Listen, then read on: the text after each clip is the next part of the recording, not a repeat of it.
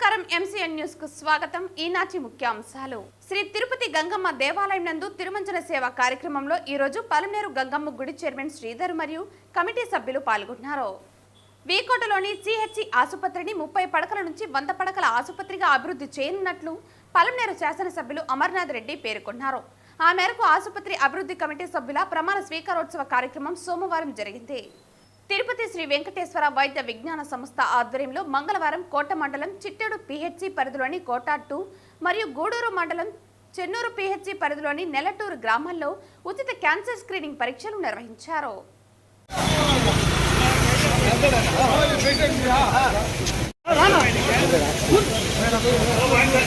శ్రీ తిరుపతి గంగమ్మ దేవాలయం నందు తిరుమంజన సేవ కార్యక్రమంలో ఈ రోజు పలమనేరు గంగమ్మ గుడి చైర్మన్ శ్రీధర్ మరియు కమిటీ సభ్యులు పాల్గొన్నారు.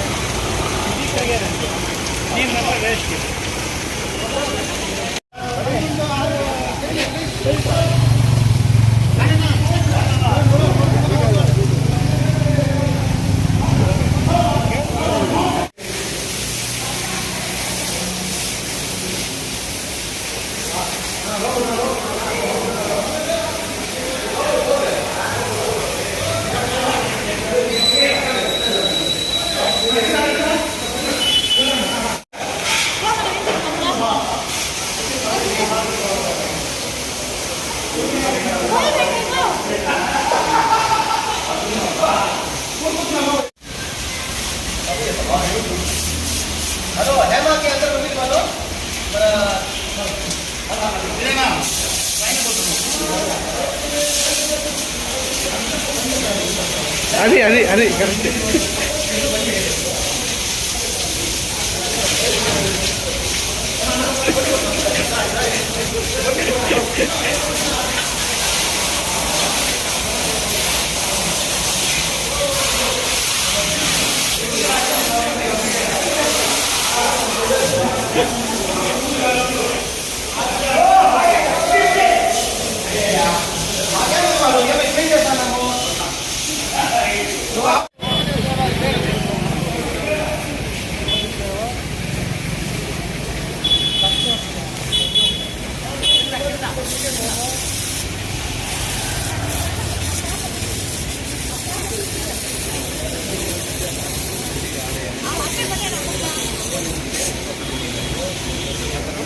అందరికీ నమస్కారము.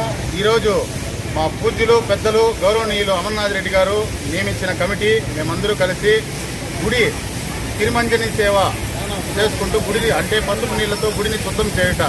దీన్ని చేసిన తర్వాత మా కమిటీ పెయింటింగ్ కార్యక్రమాన్ని కూడా మొదలుపెడుతుంది. అలాగే ఈరోజు ఏదన్నా గీడు ఉన్నా కూడా తొలగిపోతుందనేసి అమ్మవారి ఆశీస్సులతో మేమందరూ కలిసి మా కమిటీ మా అధ్యక్షులు పెద్దలు అందరూ కలిసి ఈ ప్రోగ్రాంని నిర్వహిస్తున్నాము.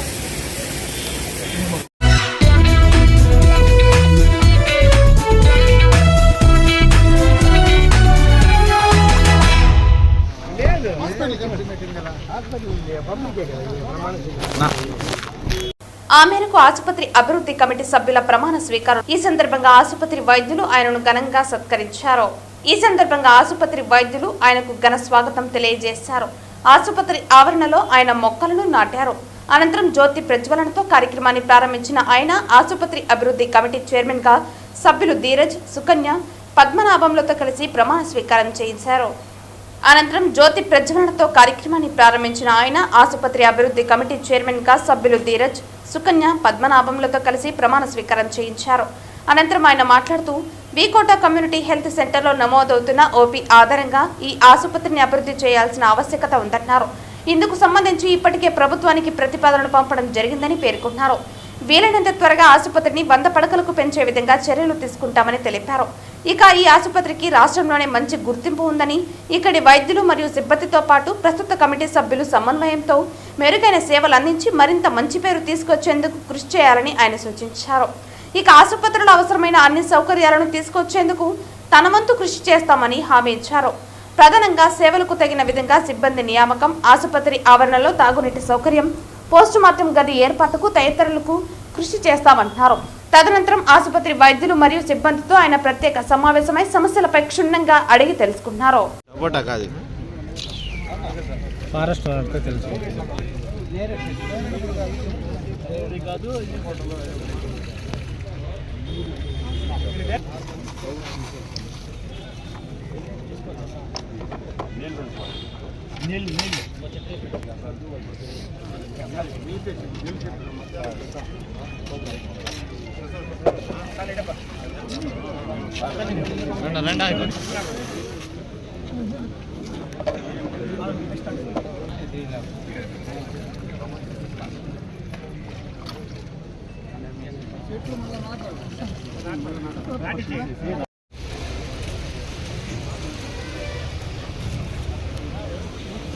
అదేవిధంగా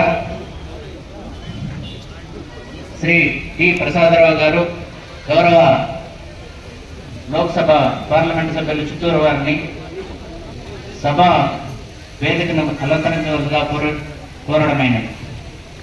అదేవిధంగా శ్రీ రామచంద్ర నాయుడు గారు,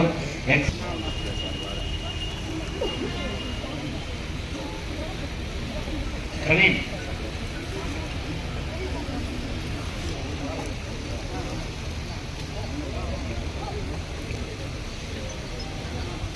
శ్రీ రాంబాబు గారిని సభావేదికను అలంకరించగా కోరడమైనది.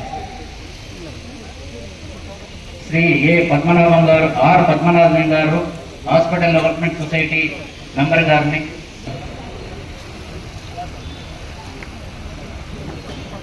శ్రీమతి ఆర్ సుకన్య గారు, hospital development society EO Panchayat గ్రామ పంచాయతీ గారిని వేదికగా అలంకరించగా కోరడమైనది. అదేవిధంగా ఎంపీడీఓ గారి తరఫున మన ఈవో చేశారు వచ్చినారు.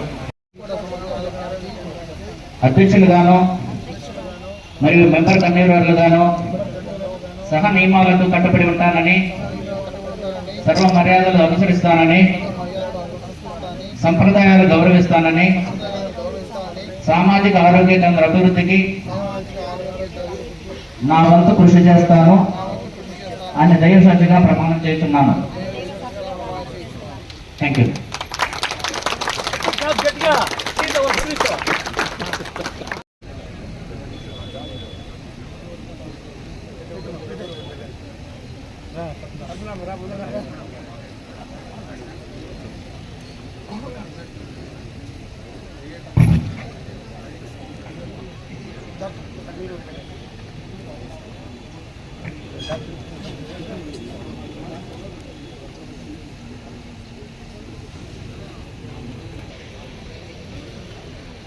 ఆంధ్ర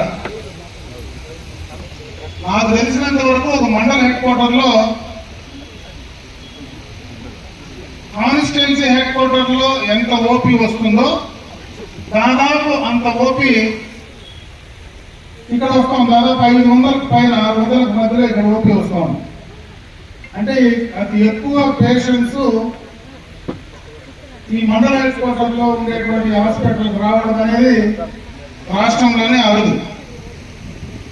ఇక్కడ దీనికి కావాల్సినటువంటి ఫెసిలిటీస్ కానీ, ఇన్ఫ్రాస్ట్రక్చర్ కానీ ఇవన్నీ కూడా 30 బెడెడ్ హాస్పిటల్గా అప్గ్రేడ్ అయ్యి ఇప్పుడు 30 బెడెడ్ హాస్పిటల్గా ఉంది. 500 ఓపీ దాటితే దీన్ని 100 బెడెడ్ హాస్పిటల్ చేయాల్సినటువంటి అవసరం ఉందని కూడా ఈ సందర్భంగా నేను తెలియజేసుకుంటున్నా. దానికి సంబంధించే గతంలోనే ప్రతిపక్ష నాయకుడుగా చంద్రబాబు నాయుడు గారు ఇక్కడనే మన అంబేద్కర్ స్టాచ్యూ ముందు మీటింగ్ పెడితే ఆ రోజే హాస్పిటల్ గురించి మాట్లాడడం. దానికి సంబంధించి ఇక్కడ మనకు ఏదైతే ఈ హాస్పిటల్ అప్గ్రేడ్ చేసే దాంట్లో కానీ, పోస్ట్ మార్టంకి సంబంధించినటువంటి, ఎందుకంటే ఇది నేషనల్ హైవేలో ఉంది, ఇంకొక పక్క మనకి ఎక్స్ప్రెస్ హైవే కూడా దగ్గరలోనే స్టార్ట్ కాబోతాం. పక్కనే కర్ణాటకలో మనకు ఒక ఇన్లెట్ అవుట్లెట్ వస్తుంది, పక్కన బైరెడ్డిపల్లిలో కూడా ఒక ఇన్లెట్ అవుట్లెట్ వస్తా ఉంది. అటు ఎక్స్ప్రెస్ వే, ఇటు నేషనల్ హైవే, ఇది కూడా 4 లైన్ అప్గ్రేడ్ అవుతా ఉంది. డిపిఆర్ కూడా మొన్ననే కూడా డిపిఆర్ కూడా టెండర్స్ పిలిచినారు. ఆ డిపిఆర్ కంప్లీట్ అవుతా ఉందంటే దాన్ని కూడా టెండర్స్ పిలిచి త్వరలోనే ఆ 4 లైన్ కూడా ఇక్కడ ఈ ప్రాంతంలో నుంచి కూడా వెళ్ళబోతా ఉన్నాం.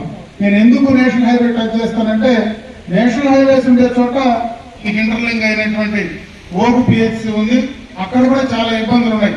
అక్కడ సరైనటువంటి ఏఎన్ఎంస్ కానీ నర్సులు కానీ లేకుండా, నైట్ డ్యూటీస్ లేకుండా, అది కూడా సమస్యలు ఉన్నాయి. దాన్ని కూడా కంప్లీట్ చేయాలా.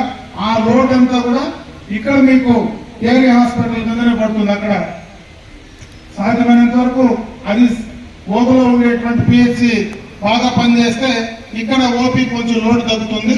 అట్లా లేకపోతే మొత్తం లోడ్ అంతా కూడా ఈ యొక్క ఏరియా హాస్పిటల్ మీదనే పడుతుంది. కాబట్టి దాన్ని కూడా త్వరితగతిన కంప్లీట్ చేసేటువంటి అన్ని రకాలుగా కూడా అక్కడ ఉండేటువంటి స్టాఫ్ ను ఏ రకంగా డిక్టేషన్ పైన తీసుకురావాలనేది కూడా ఆలోచిస్తా ఉన్నాం. త్వరితగతిన దాన్ని కూడా కంప్లీట్ చేసేటువంటి కార్యక్రమాన్ని తీసుకోవడం జరుగుతుందని చెప్పి తెలియజేసుకుంటూ, ఇవన్నీ కూడా చేయాలంటే హాస్పిటల్ కమిటీ ఎవరైతే మీరున్నారో మీరు యాక్టివ్ గా వచ్చి అప్పటికప్పుడు వచ్చి ఏం సమస్యలు ఉన్నాయి, పేషెంట్కి ఏమైనా ఇబ్బందులు ఉన్నాయా, లేదంటే ఇక్కడ డాక్టర్స్ కానీ నర్సెస్ సంబంధించి కానీ స్టాఫ్ కానీ ఏ ఇబ్బందులు ఉన్నా ఇమీడియట్ గా వాళ్ళకి సాల్వ్ చేసి, ప్రభుత్వ పరంగా వాళ్ళకి ఏదైనా సమస్యలు ఉంటే దాన్ని లింకప్ చేసి అవన్నీ కూడా కోఆర్డినేట్ చేసుకునేటువంటి బాధ్యతను హాస్పిటల్ కమిటీ తీసుకోవాలా. ఆ తర్వాత మీ వల్ల కాకపోతే నాన్ నోటీస్ తీసుకొస్తే దాన్ని కూడా పూర్తి స్థాయిలో కూడా కంప్లీట్ చేసేటువంటి కార్యక్రమాన్ని నా వంతు నా ప్రయత్నం చేస్తానని చెప్పి తెలియజేసుకుంటూ, ఇది ప్రమాణ స్వీకారం కాబట్టి ఇంతమంది వచ్చి మనం ఈ రోజు ఇక్కడ కూర్చున్నాం. జనరల్ గా హాస్పిటల్ కమిటీ మీటింగ్ ఇండోర్ లో చేయాల్సి వస్తుంది ఖచ్చితంగా. అది కూడా ఎందుకంటే కొన్ని విషయాలు డాక్టర్స్ ఓపెన్ గా కూడా పబ్లిక్ లో చెప్పుకోలేరు. కొన్ని వాళ్ళ స్టాఫ్ ఉన్నటువంటి సమస్యలన్నీ కూడా ఓపెన్ గా మైక్ ఎత్తుకొని మాట్లాడుకునేటువంటి పరిస్థితి ఉండదు. కాబట్టి ఖచ్చితంగా లోపల ఒక 5 నిమిషాలు కావాలంటే నేను కూర్చుంటాం. ఏదైనా ఇష్యూస్ ఉంటే మీరు హాస్పిటల్ డెవలప్మెంట్ కి సంబంధించిన ఇష్యూస్ ఏమైనా ఉన్నా కూడా మా హాస్పిటల్ కమిటీ దృష్టికి తీసుకొస్తే వాటిని అన్నింటినీ సాల్వ్ చేసేటువంటి ప్రయత్నం తప్పకుండా చేస్తానని తెలియజేసుకుంటూ, మరొకసారి ఇక్కడ ఎవరైతే డాక్టర్స్ స్టాఫ్ ఉన్నారో, హాస్పిటల్ కమిటీ ఉందో, ఈ హాస్పిటల్ ను ఇప్పుడే ఏ గ్రేడ్ లో ఉంది. ఆల్రెడీ ఈ మన బీకోట హాస్పిటల్ స్టేట్ లో ఏ గ్రేడ్ లో ఉంది. ఈ గ్రేడ్ తగ్గకుండా A+ కు పోయేదానికి ఏ రకంగా చేయాలనో దాన్ని చేసే ప్రయత్నం చేయమని చెప్పి నేను ఈ సందర్భంగా వాళ్ళందరినీ కూడా కోరుకుంటూ సెలవు తీసుకుంటున్నాను.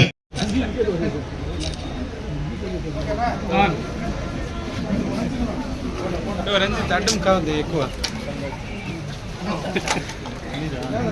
పట్టు.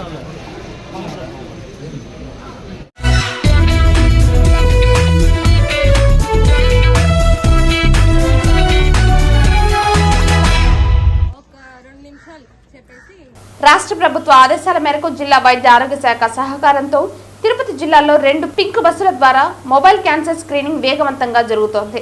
బీపీ, షుగర్ పరీక్షలతో పాటు పింక్ బస్సులో మహిళలు, పురుషులకు నోటి క్యాన్సర్ పరీక్షలు, మహిళలకు రొమ్ము క్యాన్సర్ నిర్ధారణకు మమోగ్రామ్, గర్భాశయ ముఖద్వార క్యాన్సర్ నిర్ధారణ కోసం పాప్స్మియర్ పరీక్షలను ఉచితంగా నిర్వహించారు. మహిళలు, పురుషులు విశేషంగా విచ్చేసి క్యాన్సర్ స్క్రీనింగ్ పరీక్షలు చేయించుకున్నారు. అందరికీ ఇప్పుడు స్క్రీనింగ్ అనేది చాలా మంది చేస్తూ ఉంటారు. రక్త పరీక్షలు అనేది అలాంటి పరీక్షలు కాదు, జస్ట్ స్క్రీనింగ్ పరీక్షలు అంటారు. అంటే ఉందా లేదా అనేసి దానికోసం మాత్రమే. ఇప్పుడు క్యాన్సర్ అనేది తొలి దశల్లోనే తెలుసుకుంటే, అంటే మొదటి దశలోనే ఫస్ట్ 4 స్టేజ్లు ఉంటాయి. ఫస్ట్ 2 స్టేజెస్లో తెలుసుకుంటే వాటికి ట్రీట్మెంట్ కానిస్తే మళ్ళీ నార్మల్ లైఫ్ అనేది అవుతుంది. అదే లాస్ట్ 2 స్టేజెస్ ఉన్నాయి, 3rd స్టేజ్ 4th స్టేజ్. మనకి లక్షణాలు అవన్నీ తెలియకపోవడం వల్ల, అపోహల వల్ల ఎవరికి ఏమన్నా చెప్తే ఎవరేమనుకుంటారు, ఈ సింటమ్స్ చెప్తే ఈ లక్షణాలు చెప్తే ఏమనుకుంటారు, అపోహలతో ఎవరు ఇట్లాంటివి గర్భసంచికి రొమ్ము పరీక్షలు ఎవరు బయట చెప్పుకోలేరు. సో దానికోసమే మేము తిరుపతి నుండి మీకోసము వచ్చాము. ప్రతి మహిళ 30 సంవత్సరాలు పైబడిన ప్రతి మహిళ